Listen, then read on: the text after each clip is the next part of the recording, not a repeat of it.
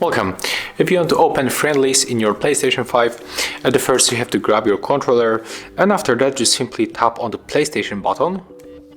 When we are here, we have to go below for the game base, so click, then tap on the options button on your controller and go below for the go to the game base.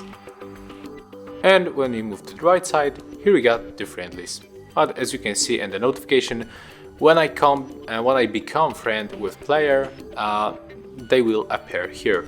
So right now we can only search for friends when we are able to do this right here. So if you want to have a new friends, and if you want to find your friends, here we are able to type your nickname, and then we can simply, add one of them. So that's how it looks. Thank you guys for watching. Leave thumbs ups, comments, and subscribe to our channel.